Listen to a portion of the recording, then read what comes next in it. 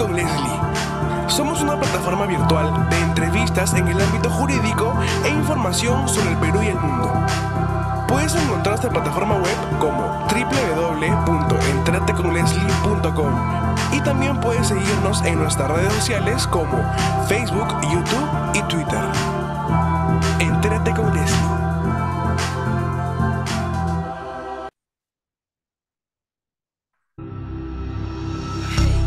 El programa que remece las redes sociales y en todo el Perú. Bienvenidos a Entérate con Leslie, con nuestra directora y conductora, Leslie Yatas. Adelante.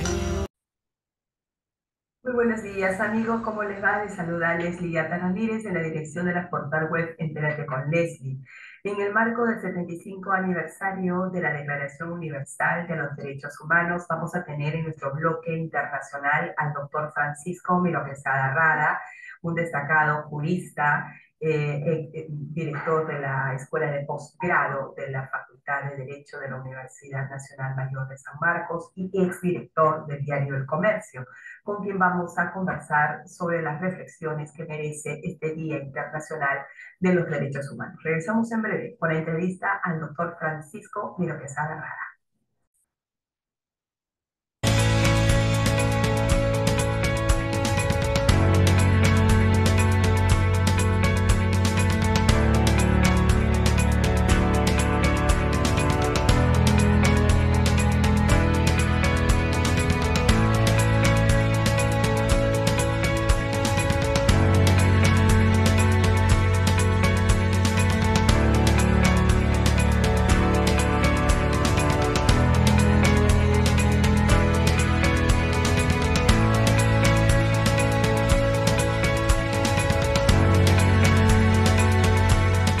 Sí, claro.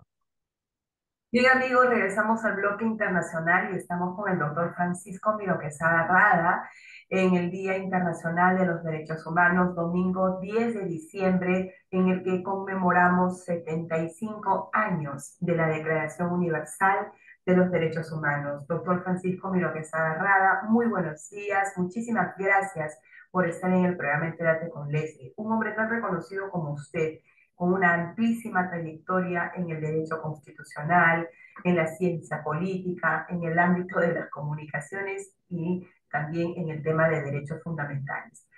¿Cuáles son sus primeras reflexiones por el Día Internacional de los Derechos Humanos?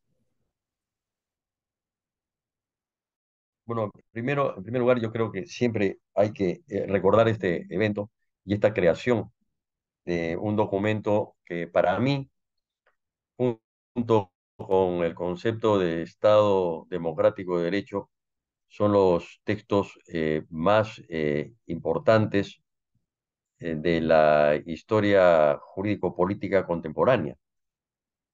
¿Pero por qué? Porque los derechos humanos somos las personas. O sea, no es el texto es como una gran constitución mundial. Y yo soy de los que creo que, por ejemplo, el Perú debería adoptar la Declaración Universal de Derechos Humanos como nuestra constitución, porque creo que es mejor tener una constitución principista y las partes y los detalles pueden ser elaborados pues a través de normas de rango constitucional, ¿no? Pero en fin, esa es una opinión y es un debate distinto. Yo en una oportunidad, en un artículo, dije que la Declaración Universal de los Derechos Humanos, que además está en nuestra Constitución, debería ser la Constitución que nos rija y que rija a todo el mundo. Ahora, el otro problema está en función a su cumplimiento y no solamente desde el punto de vista de la voluntad de las personas de cumplir con estos derechos humanos, sino de normas de alcance internacional que son fundamentales para que cuando se violen los derechos humanos haya sanción a los estados o a las personas o a los grupos que violan derechos humanos, porque los derechos humanos no solamente pueden ser violados desde el poder del Estado, sino de grupos de poder que están en la sociedad, ¿no? Se me ocurre algo como trata de blancas, por ejemplo, o maltrato de niños, ¿no? Y otros delitos que afectan la dignidad del ser humano, porque hay algo muy importante. En el artículo primero de la Declaración de los Derechos Humanos se habla de tres principios fundamentales: libertad, igualdad y dignidad, que son esenciales en todo sistema democrático. Y en segundo lugar, le podríamos agregar el autogobierno. Entonces, lo más importante, desde mi punto de vista, es la dignidad del ser humano, eh, porque en ese sentido se entiende que las personas son fines en sí y no medios o instrumentos al servicio de otras personas.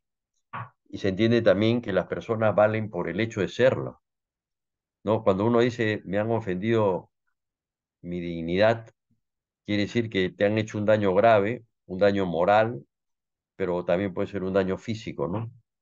Entonces, yo creo que la dignidad es el valor de la persona solamente por el hecho de serlo, por sus condiciones intrínsecas y no por condiciones extrínsecas. O sea, que tengamos muchos títulos o tengamos casas o qué sé yo, dinero, eso es secundario en el fondo. Pero lo que pasa es que como tenemos una cultura mercadocéntrica, le damos mucho valor a eso. Nosotros deberíamos de tener una cultura antropocéntrica, es decir, una cultura centrada en el ser humano, en los valores del ser humano, y de ahí organizar la sociedad en función a eso, pero no organizar la sociedad en función al beneficio, a la ganancia y al poder. Sin embargo, eh, desde la segunda mitad del siglo XIX, estamos educados, por así decirlo, o agarrados estructuralmente en esa dinámica. Entonces tiene que haber un cambio, una visión, una percepción, un tipo de sociedad distinta que implicaría probablemente un cambio y una transformación si es que queremos vivir de acuerdo con los derechos humanos. Ahora, yo no digo que en algunas sociedades pues se acercan más al ideal de los derechos humanos, en otras no. Por ejemplo, no puede ser posible que uno lea en el periódico que 1,5 millones de peruanos no tengan agua, ¿no? Y creo que estoy refiriéndome a los limeños nada más, porque son más, son 13 millones que no tienen ese servicio en el país. En cambio, hay países donde todos tienen ese servicio. No, tampoco pues es justo que haya niños que no puedan ir a la escuela o que no hayan servicios médicos adecuados, Y accesibles. con las nuevas tecnologías, que la gente tenga que hacer cola y que le digan que tiene que regresar, ¿no?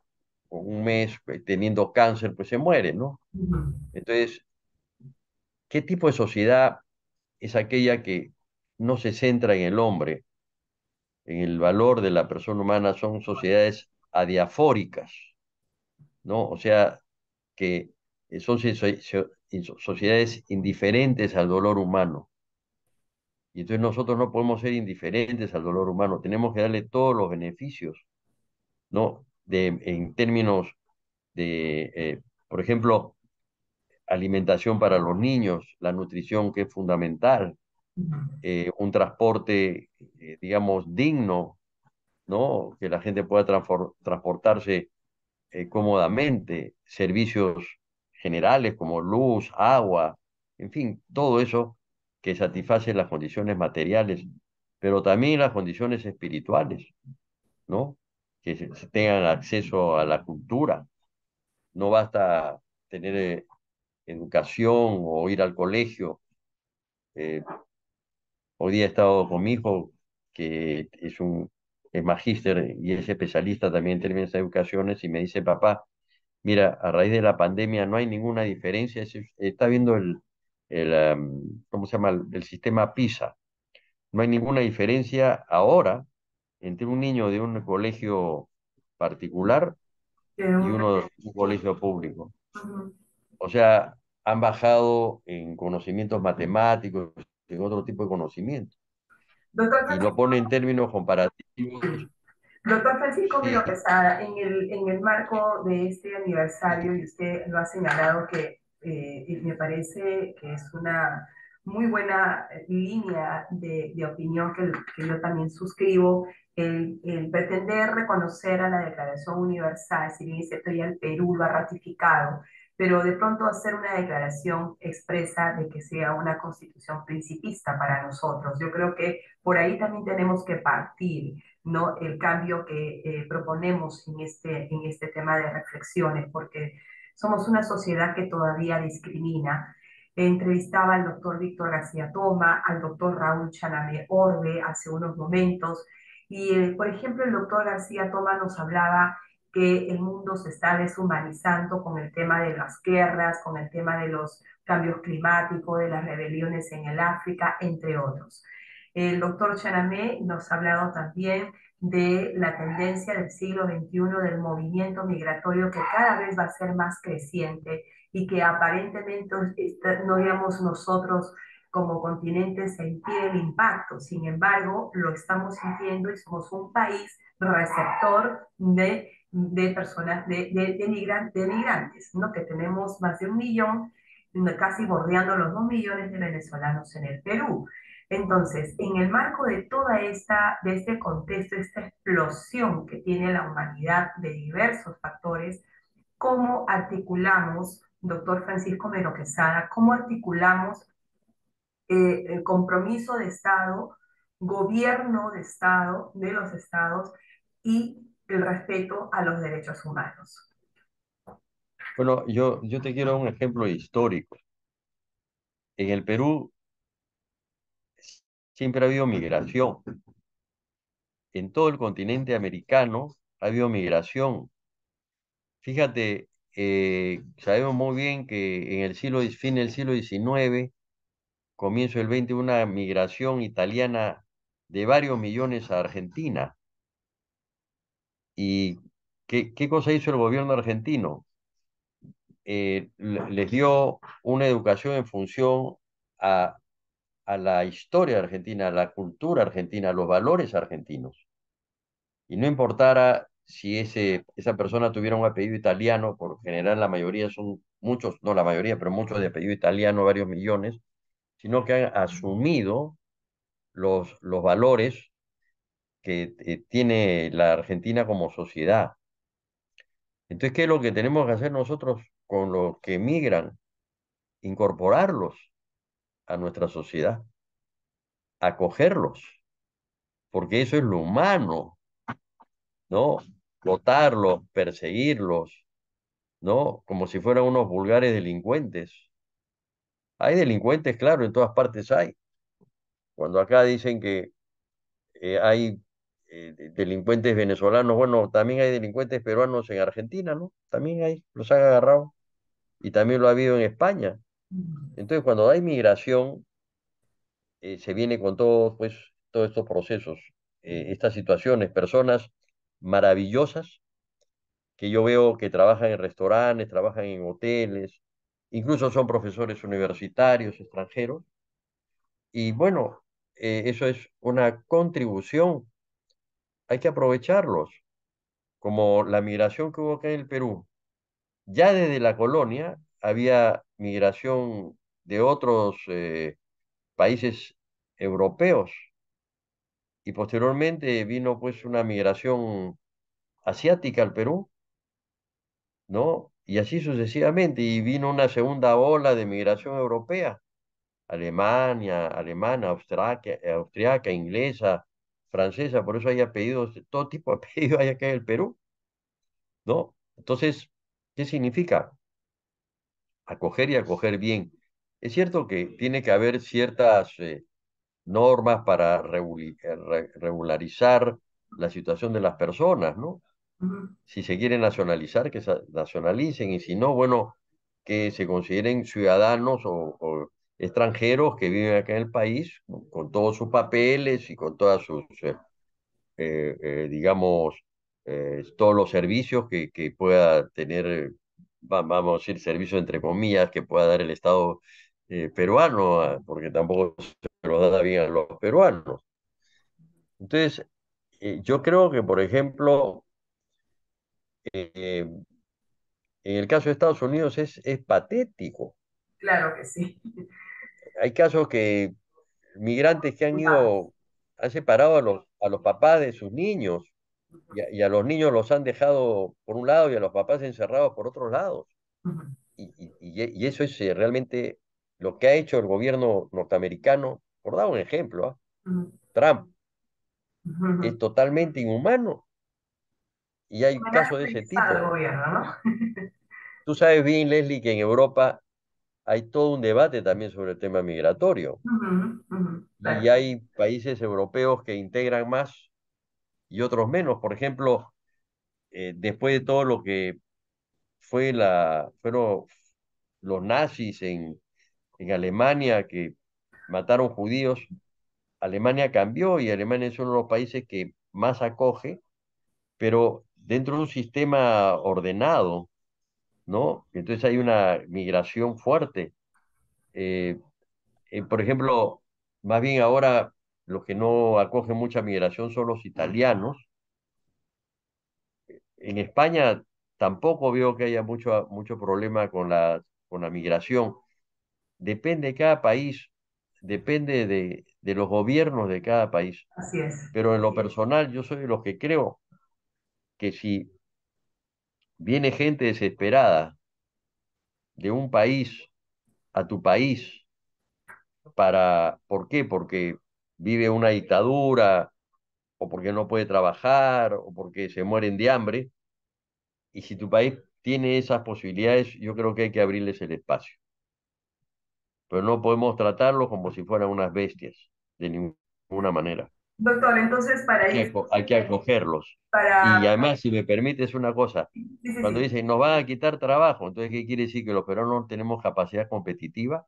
Yo te voy a decir que, por ejemplo, un albañil peruano es mucho más eficiente que muchos albañiles de otros países. Y no va el nombre de esos países por no referirme a las personas ni nada para no ofender a los que están ahí, pero una enfermera peruana es mucho más eficiente, ¿no? Que enfermeras de otros países, pero a mí me los han contado médicos. Ujú, Entonces, ¿qué quiere decir? Que abramos el espacio y si hay espacios que trabajen, compitamos pues por puestos, por funciones.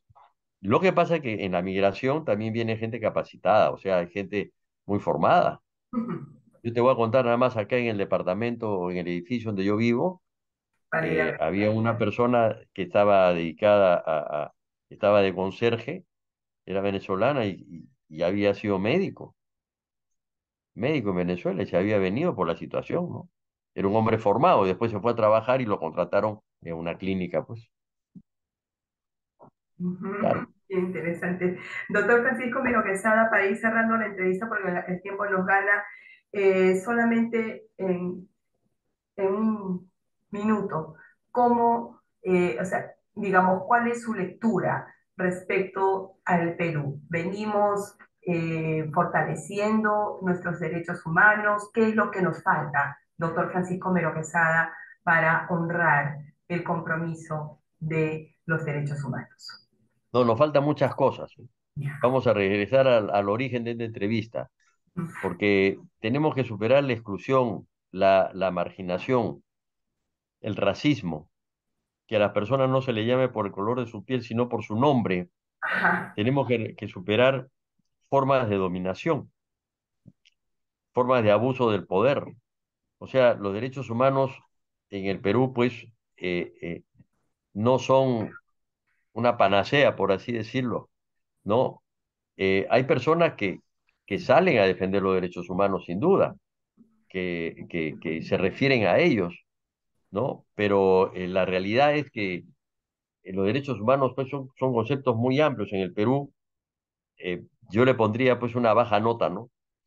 Precisamente por esto de la exclusión, de la marginación, del racismo, la falta de tolerancia, la falta también de reconocimiento del otro, nos falta mucho. Entonces, ¿qué es lo que hay que hacer? Bueno, hacer planes y programas educativos, no solamente en los colegios, sino a través de los medios de comunicación, a donde se divulgue pues la importancia y los valores que tienen los derechos humanos como personas, ¿no? Este, para que haya siempre el respeto al otro. Te voy a dar un solo ejemplo, un ejemplo nada más de respeto a derechos humanos, el tráfico. Ah, Aquí en el Perú, cuando un transeúnte se atraviesa, el carro se le mete, no se para, no ujú, se para, sabiendo que obviamente pues puede chocarlo a la persona y causarle un daño hasta matarla. ujú. Cuando un transeúnte atraviesa, tenemos que pararnos. Sí lo he visto eso en Europa, por ejemplo, ¿no? Que Porque pasa que es el respeto por la persona. así es, pasa y ellos frenan Yo sí automáticamente, he visto ¿no? eso en Europa y he visto en Estados Unidos, También. y también por una razón, que en Estados Unidos, por ejemplo, si uno no cumple con eso, viene una multa fuerte. Exactamente. Sí, sí, sí, en Europa es lo mismo. Es lo mismo. Hay una Claro, multa entonces fuerte y yo prefieren creo no que pagar esa hay multa en euros. a, a todo aquel que viola los derechos humanos hay que sancionarlo fuertemente. Ajá. Muy bien, doctor Francisco Miro Quesada. Entonces, me quedo con el balance que usted acaba de hacer de los pros y los contras y les pondría a usted una baja nota al Perú por no, porque todavía hay muchas cosas que tenemos que ir superando, ¿no? Y que ya es hora de superarlas, porque cuántos años, cuántas décadas están pasando, ¿no? Y seguimos prácticamente en el punto inicial. Doctor Francisco Miro Bueno, Quesada, esto ha sido realmente un altísimo honor tenerlo en el programa. Siempre es muy grato conversar con usted y qué mejor en este día tan especial para el mundo, porque es el Día Internacional de los Derechos Humanos. Muchísimas gracias, doctor, y será hasta una nueva oportunidad. gracias, Nelly. Un gusto hablar contigo. Hasta luego. Igualmente, buenas